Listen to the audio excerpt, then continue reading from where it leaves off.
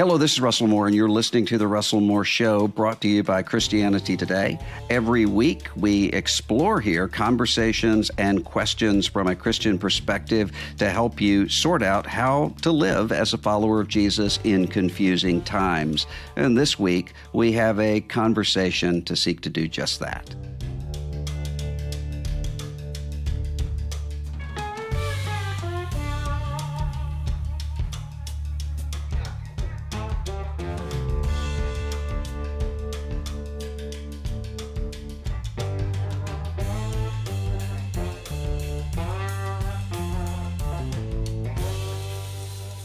My grandfather was an old-time FDR New Deal Democrat who voted the Democratic ticket straight down every single election, which wasn't that unusual in Mississippi of the time of my childhood, which was a one-party Democratic state, except at the presidential level. And as one time I was walking with my grandfather, and I said, so you've never voted for a Republican ever? And he said, I did one time. It was Richard Nixon in 1972. And I sort of laughed, knowing that 2 years later, there would be the resignation of Nixon. And I said, wow, what a time to start. And he stopped and said, I do not regret my vote for Richard Nixon for a minute. He was definitely the right one for the time. And George McGovern said that he would crawl on his hands and knees to Hanoi if it would mean peace. Not quite what George McGovern meant by that, but the meaning was clear. He was a Democrat, but he was a Nixon man. And there were a lot of people like that. And we're coming up now on the 50th anniversary of Watergate, of the resignation of Richard Nixon, of the end of Watergate.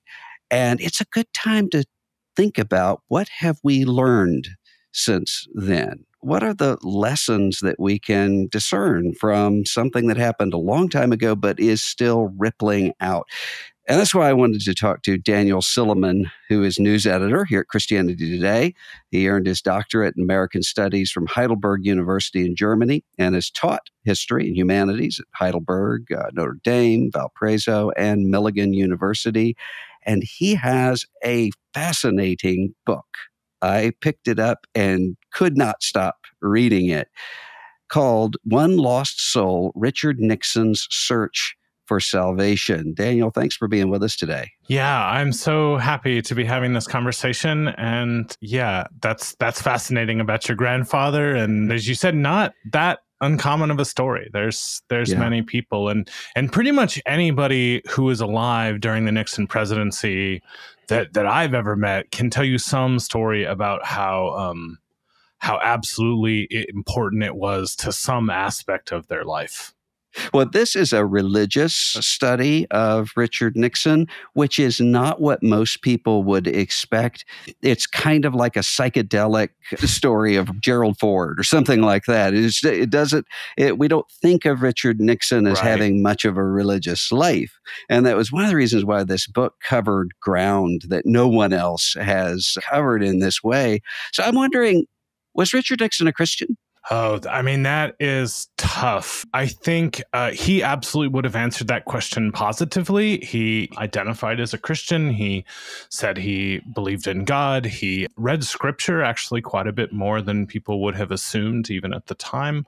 On the other hand, one of the central questions that I wanted to wrestle with in this religious biography was, does he have faith in Jesus? Which is, to me, a more important question than if you identify as a Christian in some kind of generic way.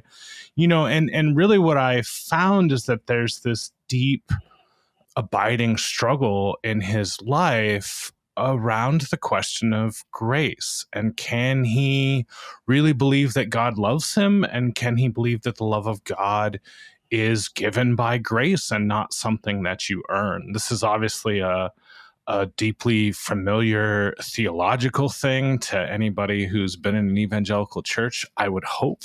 And it's certainly something that Nixon was aware of and had heard people talk about. But yeah, he's a Christian in that,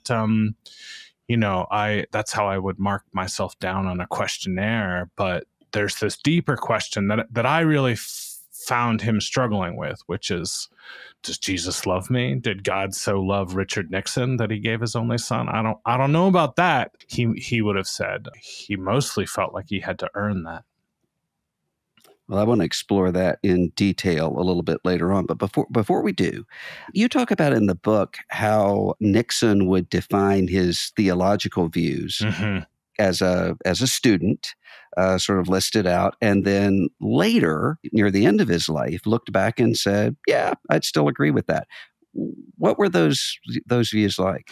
Yeah, so he grows up in a Quaker church. His father was a Methodist, and who converted to Quaker, and his mother was from a long Quaker family. And they were pretty conservative Quakers, and actually more sort of traditional Protestants than Quakers in other parts of the country. They didn't, sit in a silence until the Holy Spirit moved somebody. It looked more like sort of your typical Methodist church, I think. And yet they were pretty conservative theologically and identified themselves actually as evangelical. They called themselves the Evangelical Friends. And yet this fundamentalist modernist controversy that roiled so much of American religion in the early 20th century hits the Quakers too. So the college that Nixon goes to is defined as a modernist college. And Nixon has this class that's very much taught by a professor who kind of presents, he kind of sets up the class to like save the kids from their fundamentalism. That's how he imagines it. And Nixon buys that and even says, I used to be a fundamentalist. I don't know that was ever true, but that's what he says. But I used to be a fundamentalist. I even believed that a whale swallowed Jonah. But now I know that all of that stuff is myth, and the Bible is a story that tells you how to be good. There's nothing miraculous about Jesus or resurrection or grace in my life. It was really interesting to me to see what he thought the significance of the resurrection is. A metaphor of when you get knocked down, you get back up again. Yeah. That will certainly play itself out later. As a Quaker, is it striking, the fact that you end up with a president known for bombing Cambodia and executing the Vietnam War? I mean, you think of even the music of the era that Nixon tried to appropriate. Merle Haggard's Okie from Muskogee, that's talking about pacifist hippies. Nixon kind of grew up in at least a religious tradition that is a peace-loving, anachronistically kind of a hippie sort of religion. What happened? Sure. A historic peace church. Yeah. Yeah. His church, in his specific group of Quakers in World War II, decided that pacifism or non-resistance would no longer be a defining mark of the church, that it would now be sort of up to your individual conscience. So actually at his Quaker college, they had a plaque for honoring all of the conscientious objectors in World War II and or in World War I think, and all the people that fought. So it was like they were held up almost in an equal space. But it nonetheless is remarkable, and he would have been taught this theology of Christians are nonviolent and I found some early Quaker teaching where it's like trying to reconcile Christians and violence is like trying to reconcile God and the devil.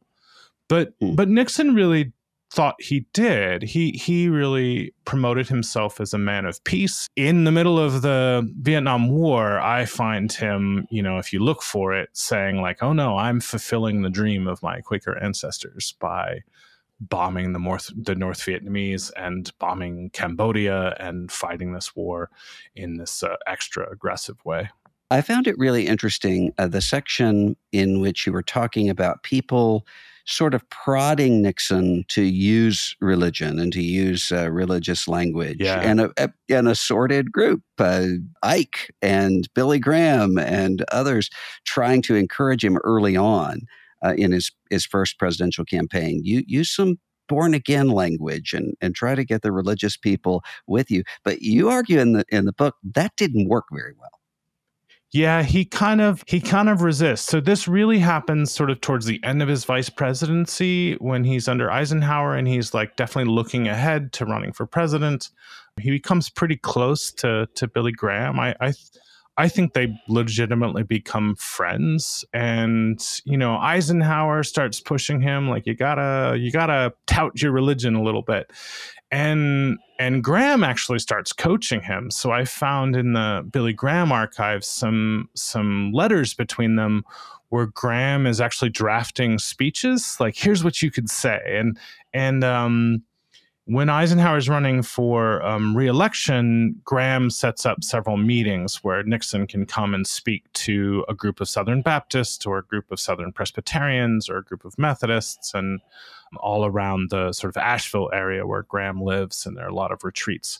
And Graham is drafting these campaign speeches essentially. Like he says, I'm sorry if I'm overstepping, but like here's the kind of thing you should say. So there's an interesting thing where the language that he's being sort of fed by these ministers on the one hand is not exactly authentic and is a little bit manipulative, I think, or a lot manipulative, probably, trying to manipulate the public into seeing him as something he's not. And on the other hand, it has this effect of like prompting him to actually think a little more carefully about his own soul. You alluded already to the central theme of the book, which is the question of whether God loved Richard Nixon, at least Nixon's question of whether God loved Richard Nixon.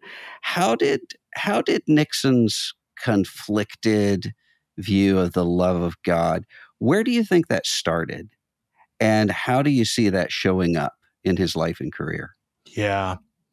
I mean, I think for all of us, that probably starts at the beginning. So Nixon's childhood is pretty rough. He tells us that his mother never said she loved him. He's quick to add, and she didn't need to, but you do got to wonder if you never actually heard the words, and his mother did demand a lot from him and asked him to be perfect at reciting Shakespeare and playing the piano and getting good grades and taking care of his brothers, but never, so those demands were articulated and verbalized, but she never said, oh, and also I love you. And also I love you just because you're my son and not because you performed extra well today or something. His father was sort of universally, everybody agreed that his father was quite quarrelsome and maybe even prone to anger. There's at least a couple of accounts that seem like he would sort of erupt in violence. And one of his main relationships with Nixon was telling him that he wasn't working hard enough. His father owned a little gas station grocery store and the whole family worked there. And the Nixon's father, Frank Nixon, would sort of storm around complaining that his kids were slacking and lazy. And one of the first things I learned about Nixon that made me want to write the book was actually this childhood scene where I learned that the grocery store was actually an old church building. They had repurposed a Quaker church building when the local Quaker church bought a new building. They sold the old one to Frank Nixon, and he put it up on wheels and rolled it to his spot and parked it in backwards. And didn't obviously want it to look like a church. It needed to look like a little grocery store so that people would come in and buy stuff and not feel weird. So he actually cut the top off the steeple so you couldn't see it. He parked it in backwards and then chopped the top off. But the steeple on the inside of the building was still there. And he Frank Nixon turned that into his office and cut a big window so that he could sit there and look out at the grocery store and make sure nobody was stealing. And also yell at his kids for not working hard enough. So there's this childhood scene of young Richard Nixon, working as hard as he could, desperate for approval, never getting told he's loved. And he's spending all day in a church with his father looking down on him, telling him he doesn't work hard enough. I'm not a psychologist, right? I have no degree to put you on the couch, but man, that's a pretty clear story, right? That's, I don't think we have to stretch too far to see where he might have gotten that idea that he had to work to earn love. And I think you see that in a lot of places in his life. And once I sort of thought, oh, I think this is a sort of key piece of who he is and his struggles and his triumphs. Let's go see, does this affect him? Does this play out in his life? And it kind of does over and over again. One example that I might point to is his greatest success by my evaluation and many people's evaluation is reestablishing a relationship between the US and China. And it's this kind of amazing feat, like to even imagine reestablishing the relationship is quite impressive, and the way that's going to impact the Cold War and the alliance between different communist countries. It just takes this kind of stroke of brilliance to see it. And then pulling it off is quite complicated and includes things like his national security advisor, Henry Kissinger, faking an illness and sneaking off from Pakistan. And it's this wild, complicated story. And they do it, and it's successful, and it's the triumph of his career, and it's right before the election. And afterwards, Nixon is not convinced that it was enough. And he keeps going back and back and back to his staffers and saying, like, do you think it worked? Like, did we do it? Are people going to see what we did? And he's just, in this moment of success, this aching, open need. And he can't just sort of say, hey, we did a good day's work and now we're done and we move on to the next thing. He needs that affirmation and can't ever receive it. He wins landslide elections and doesn't believe that he's earned the love of the American people. He accomplishes great political things and still can't be persuaded that he's worthy of love. That background really makes a lot more sense out of some of the scenes of Nixon that are so pivotal, such as losing that 1962 California governor's race. Yeah. The sort of anger that comes out, you won't have Nixon to kick around anymore. It makes sense if for someone finding one's worth and value is in the applause of people when that is so publicly repudiated. And you make an argument in the book that something in Nixon's life was searching for that kind of fatherly approval as well as the approval of the crowds. And it might well be that Eisenhower was one of those figures. Yeah, I think I think if you follow his career, you see him shifting who he thinks he's going to get the approval from.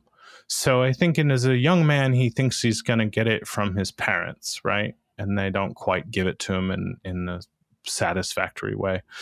And then when he gets into politics, it does shift to, I'm going to get approval from the party leaders. And then when he's picked to be vice president, which is kind of this amazing moment, and he's such a young man at the time, and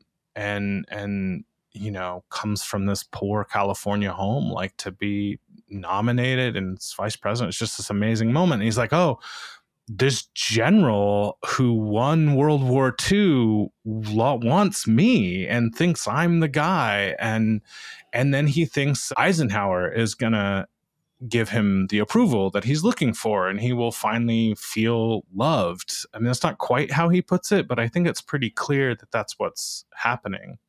And then if people remember the famous Chequers speech, like he gets caught up in a scandal as he runs for vice president the first time, almost right away, where it turns out there's some businessmen who've put together a fund for him, and he's been pulling off of it for years. And this is actually not, from what I can tell, not that abnormal, and there doesn't seem to have been any corruption by the sort of most thorough review, but it looked bad, and certainly there was a lot of implication it was bad.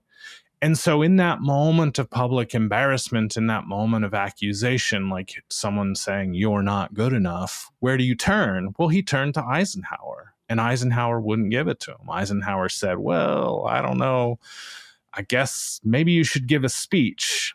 And so he does, and gives this Chequers speech, which is sort of saves his career. And one of the journalists at the time says in a phrase that rang really resonant for me, he resurrected himself by his own hand. Sort of can't miss the theological implications there that he doesn't need anybody. He's going to do it. He's going to save himself. But I think he also learns in that moment, oh, you need to get your approval from the crowd, right? You can't go to the party leaders any more than your father. Like, they're not going to treat you fairly. Go to the public, go to the electorate, go to the podium. And then he loses, and then he loses again. And then that's when he goes into his wilderness years. And it's that devastating, like, where can I turn? I can't turn to voters, but also I can't turn to party leaders, but also I can't turn to my personal relationships. I found this section really interesting on church and on going to church, and Nixon organizing these church services in the White House, which you argue in the book, one of the reasons is because he feared the minister calling him out and criticizing him in front of the people, which some of the examples, or at least one of the examples that you talk about in the book, when you look at it and you think, I don't think the minister is talking to him. Or he might have been a little sensitive. Yeah. I mean, I think about in January of 2012, I know what year it was because I was preaching a Sanctity of Human Life Sunday at a church in Florida, and Newt Gingrich showed up. Nobody knew he was coming. It was just at the last minute. He was running for president, running in the Florida primary, and just showed up. I gave the message the exact way that I had planned and that I always did, where I'm talking about forgiveness. And I'm going through and saying, some of you may have, and a whole list of examples. One of them, you may have destroyed your marriage or something. And you have all of these press people saying, he just called Gingrich out completely. Right. This has nothing to do with Newt Gingrich. I mean, I guess it does, but it was not intentionally. But Nixon had that fear of this happening, and in order to keep that from happening, at least one reason, starts these church services in the East Room at the White House, and that begins a wild series of stories in your book about how he maintained control. I'm so glad you found that wild. This is one of those things where, like, if you read a standard biography of Richard Nixon, and there are many really good ones that I can even recommend, but they're focused on the politics, right? They don't pay attention to this religious question. And so they almost always say, and Richard Nixon held church services in the White House. And I'm like, but wait, I need to know much more about that. And so I found in the archives the files where they had all these details about organizing the service and how the decisions were made, and memos about what went right and what went wrong and how to do it differently. And it was just a sort of fascinating look at, the way religion and politics can get sideways with each other, and also the way Nixon behaved. But yeah, he organizes these services kind of specifically, and even says, gives several reasons, but one of them is, I didn't really want people criticizing me. So Lyndon Johnson, the president before him, had apparently been criticized from the pulpit. It may have been one of those situations where the minister just said a thing that sounded like it. Who knows? But everyone understood it to be criticism of Johnson, and that kind of terrified Nixon. Which, if you know this history, like, he's already a little bit nervous in church. It's not the craziest thing that he's like just a little bit skittish about feeling judged in church. And so that idea makes him so uncomfortable. He organizes this service. And I think this means that he spends more time planning church services than any other president. Like, that's not a normal activity. But even to the like, oh, here's who we're going to invite. It's different people he invites every week. Or Richard Nixon, the church planner, twice a month. Yeah. I mean, he's even going, oh, we needed some more chairs, or like fewer chairs, or let's make sure that person gets invited. But yeah, it's a different congregation. It's not just like if you're in the West Wing, you come to this service. It's a different congregation every time they do it, which is twice a month, and then it becomes once a month later. A different speaker every time, a different musical group every time. And he gets Billy Graham early on to give him a list of like, tell me some good preachers that I could bring in. And then he also starts to use it, though, So on the one hand, he's controlling this religious space, and he's very publicly demonstrating his religious identity without having to say anything about it or Jesus or his own heart.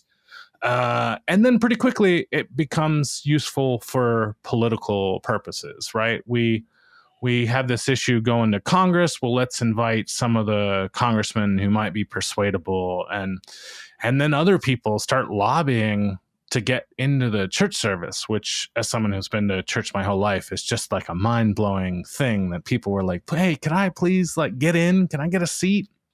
Can my son come too? He's in town. And yeah, and the negotiations are just fascinating, and I think reveal, they reveal a lot about Nixon and his spiritual struggle, but I hope they also make readers think about their own sometimes conflicted hearts. I found every once in a while I would be reading through the stuff, I would be a little like shocked and appalled at how Nixon was acting at church. And then I would be in church and think, oh, I kind of do some of that too. So like he literally at one point is like, there aren't enough VIPs in this service. You need 80% VIPs. There need to be more important people. And he even calls someone out and is like, why was that guy and his scrubby family in service last Sunday? And like, you should be horrified by that if you care about church at all. You should be horrified by the idea that like people need to be important enough. But I'm being very vulnerable here. But I've definitely been in church and thought, those people, like, why? You know, I think it's something that maybe we can work on our own hearts while learning about Richard Nixon. Well, I hope that one of the sermons was not let the little children come unto me, because you point out in the book, he didn't want kids there. Yeah, and this was also fascinating because several people around him, when they're explaining the service, like one of his daughters writes a book and she says, oh, I think they just love the idea of having kids in the White House. But then you're looking through the memos and he's like, no kids. Why are we wasting space on children? And they don't do anything for me. What value are they to my political prospects? Or so he specifically outlaws kids. And then they have to negotiate what counts as a kid, right? So is a 20-something-year-old son of a congressman who's back from fighting in Vietnam count as a kid? What about a teenager? What about a very important person if they want to bring their kid? But yeah, there's amazing stuff in the Nixon files where they're hashing all of that out.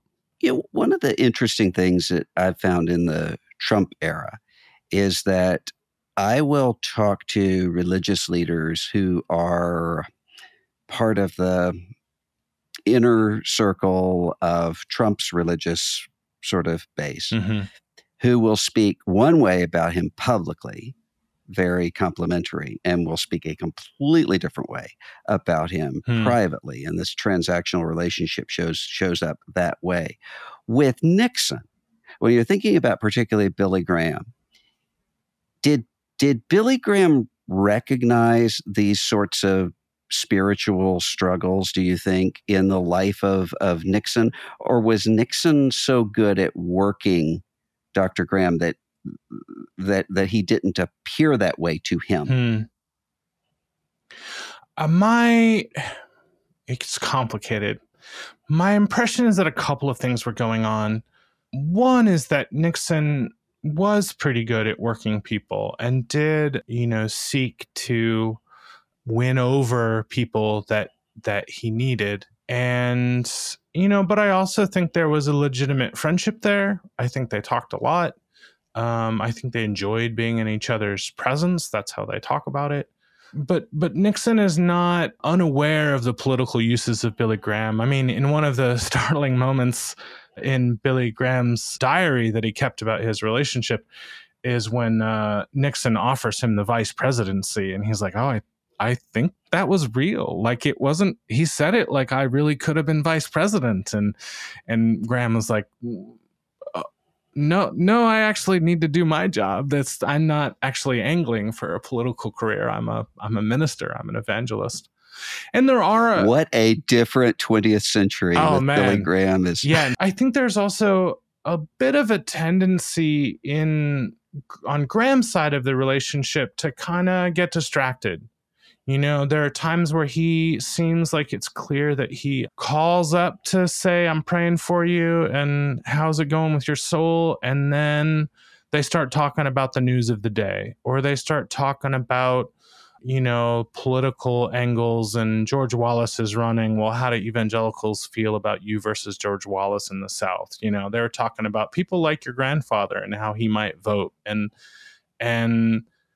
And Graham is really interested in politics, which I am too. I don't fault him for that, but he gets distracted. And there's at least one memo that I found where Nixon sort of explicitly says, like, hey, distract him. Like, call him and give him some political information. He's trying to do that religious stuff with me, and I don't have time for that. Like, go, you know, give him some latest polling data or something. But there are moments where Graham encourages Nixon to speak more publicly about his faith. He encourages Nixon to read his Bible more, to remember to pray. He encourages Nixon to go to church. You know, he goes and preaches at that church service in the White House and like encourages, like, yeah, you should have preachers in and come talk to you. But he also gets distracted. And he may also have this temptation to think, if I agree with you politically, then things must be right with your soul. What does his struggle with being loved, how does that tie into the humiliation that comes with Watergate? Yeah, I mean, I think the central baffling thing about Nixon's scandal is not that he had people bug the Democratic Party headquarters. Like, that's wrong, but you at least understand why they were doing that. But then he would have survived that, except that he also bugged himself, and bugged himself much more effectively and much more thoroughly than he bugged anyone else. And that's always been a bit of a mystery. I mean, it's a mystery to the people that worked with him. Like, why would you do this? And also, like, you're recording every conversation. Like, if you're in the White House for 8 years, it's going to take you 8 years to get through these tapes. Like, they're completely unwieldy, and this isn't useful information. Why do you need this? And of course, he was hoping to use it to write his memoirs, and he imagined he would spend the end of his life writing these sort of amazing books about the 20th century and be able to like directly quote from the conversation that happened in the room. So that's his like justification for it. And he inadvertently catches himself deep in justifying a cover-up and paying off bribes and trying to squash investigations and invent fall guys. And it's all sorts of terrible, scandalous behavior, which is what forces him to resign. But I think there's another thing going on, which is this question of, where are you going to get approval? If you don't feel it from God, and your parents fail you because they're human, and political powers only want to use you, and the public is fickle. I mean, that's the one thing you know about the public. If you know anything about the public, is they're fickle. Sometimes they vote for you by a landslide. Sometimes they vote against you. And then sometimes they vote for Nixon again by a landslide, and he thinks, well, it's mostly because McGovern was terrible. This actually isn't because they love me. It's because the Democrats put up this awful candidate who never had a chance. So where are you going to get that feeling? Well, from history, from some kind of objective eye in the sky observer who really sees the truth of it and isn't judging me based on whatever biases or prejudices they have. And he needs that. He needs to essentially like invent a God to watch him, because he can't stand the actual God watching him. So he's got to come up with another one. Well, we've got this technology. Let's record everything. Let's watch ourselves. Let's create the apparatus of history by which we will truly be judged.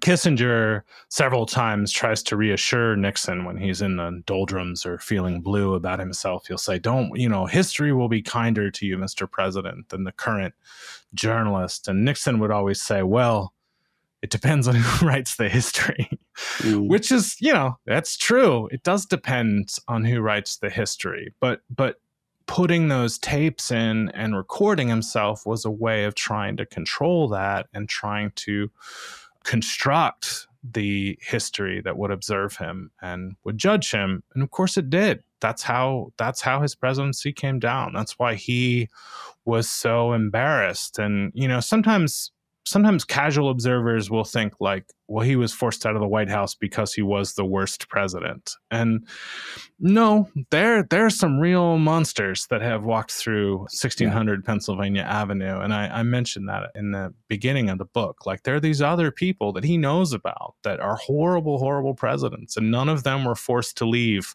in public shame.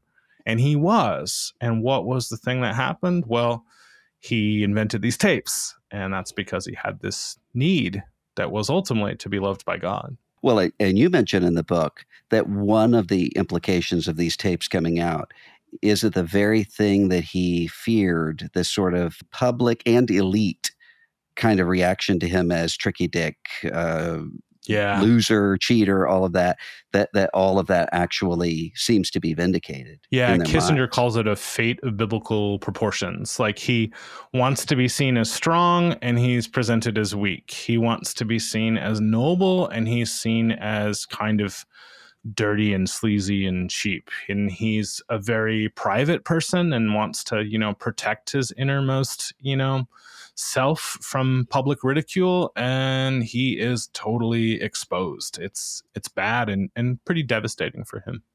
Carl Henry, who was at Christianity Today for a while, would explain the doctrine of justification sometimes in terms of the cross as saying it's not the divine equivalent of a Watergate pardon, which had a particular sort of resonance for a while at that time period. You talk about in the book the pardon of Nixon as being its own kind of humiliation. Do you think that, if not in the days leading up to the pardon by Gerald Ford, but at some point in his life, do you think there ever was genuine contrition? Not about what I shouldn't have done that because of what happened, but that was wrong. I mean, he feels a good bit of contrition as he's leaving the White House, right? In the sort of crucible of the moment, but he doesn't seem to quite understand what he did, right? He's sorry for how his family has been embarrassed. He's sorry that, the people who were most loyal to him are being punished and in some cases even sent to jail. He says, like, I'm sorry if I let you down. And obviously he did let them down, but he doesn't quite seem to know what he did.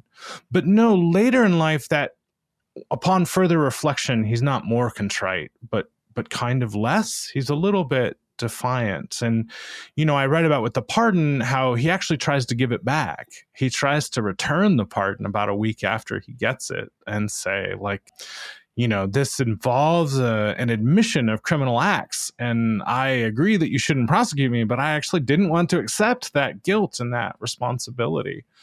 And there are several times later in his life where I found him presented essentially with an opportunity to come clean, an opportunity to have a come to Jesus moment, both in the metaphorical sense of accepting guilt and in the literal sense of accepting grace. And he kind of can't do it. He can't admit that level of need and that level of brokenness that would be necessary for him to kind of pass through that. One of the last conversations I ever had with Chuck Colson, who served, of course, in the Nixon administration, later went to jail and then became one of the most significant evangelical figures of the 20th century. He was not happy about the movie Frost Nixon. I asked him, what'd you think about it? And he said, it made Nixon look buffoonish. He said, and he was not. He was brilliant. And he had charisma in a way that didn't come across on television, but genuine charisma in a room. And he was absolutely brilliant intellectually and in terms of knowing how to move the levers of power. You look at those years after Watergate, when Nixon becomes this wise old man. I mean, there are clips that have been going around as recently as the last year or so, where Nixon's predicting, hey, here are the dangers with the Soviet Union coming to an end. Mm-hmm. And it is almost completely prescient about the rise of Putin and what would happen. You talk about it in the book how even that period of time, the sort of the wise old man last days, was a kind of earning of approval. Yeah, I see him trying to earn his way back into public life, right? He couldn't. It's some people work in their later years because they're like, oh, I've got a lot to give and I've got a lot of energy and I'm really interested. And like, there are lots of reasons to be engaged. But you really see with Nixon that there's this driving need to win approval again and win approval in whatever ways he can post presidency. So if he moves from California back to New York explicitly to be in proximity to some TV stations where he can come on as a commentator, which he does from time to time, and opinion makers, and he can be on call, and he starts making calls to presidents later in life. He actually has a bit of a relationship with Bill Clinton, of all person. Bill Clinton is like the first president who's like, actually, I do want to learn from you. Give me your information. Let's talk.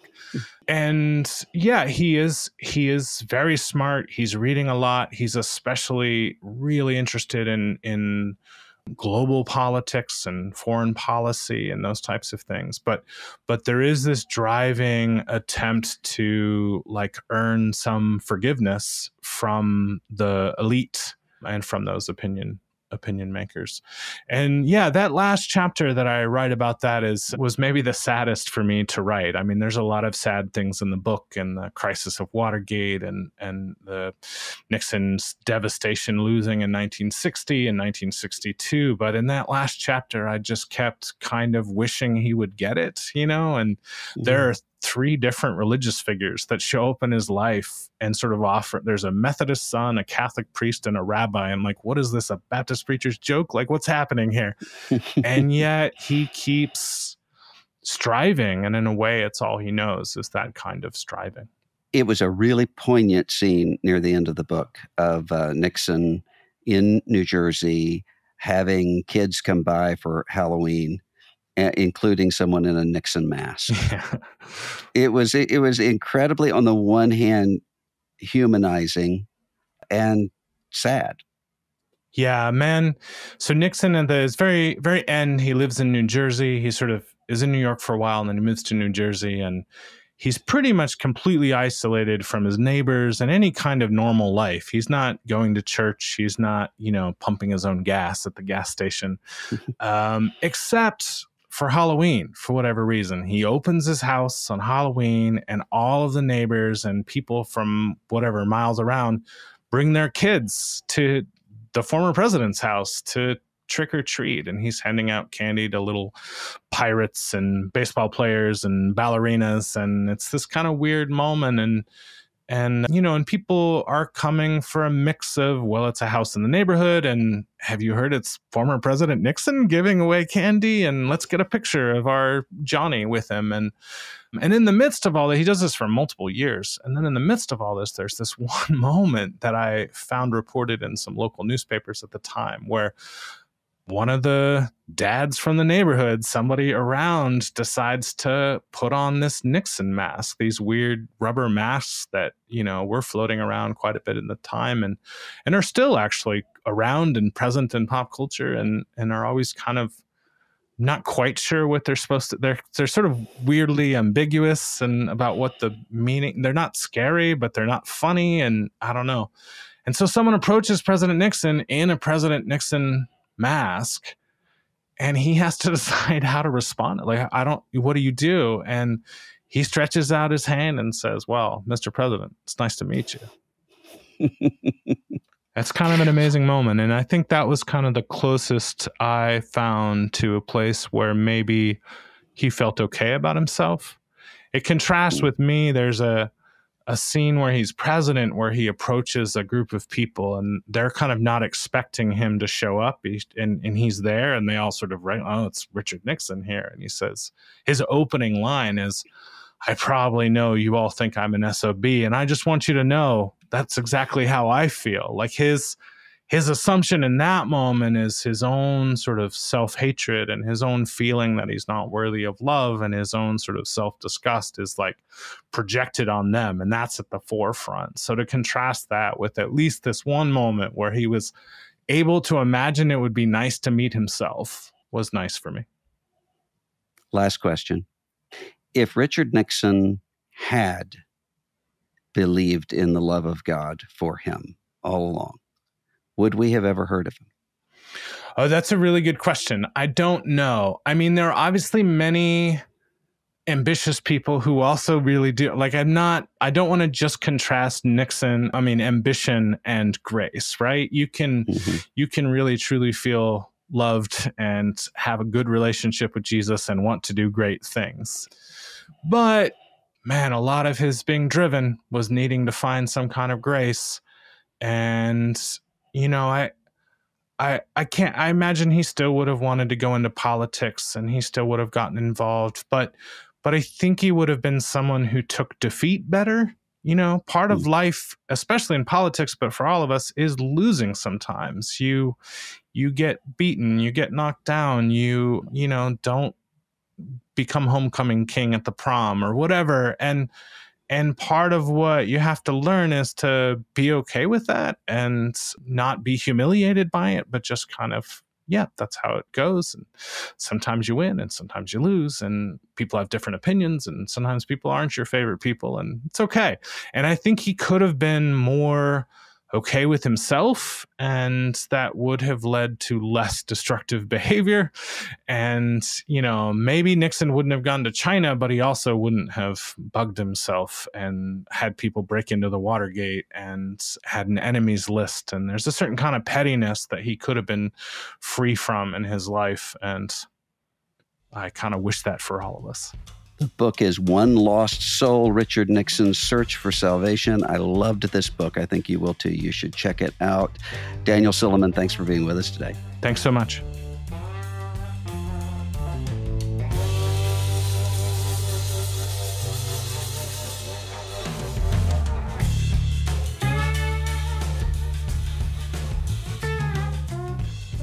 If you enjoy The Russell Moore Show, take a second to share this episode with a friend or leave a rating and review wherever you get your podcasts. The Russell Moore Show is a production of Christianity Today. Executive producers are Eric Petrick, Russell Moore, and Mike Cosper. Host is Russell Moore. Produced by Ashley Hales. Associate producers are Abby Perry and Mackenzie Hill. Director of Operations for CT Media is Matt Stevens. Audio engineering provided by Dan Phelps. Video producer is Abby Egan. And the theme song for The Russell Moore Show is Dusty Delta Day by Lennon Hutton.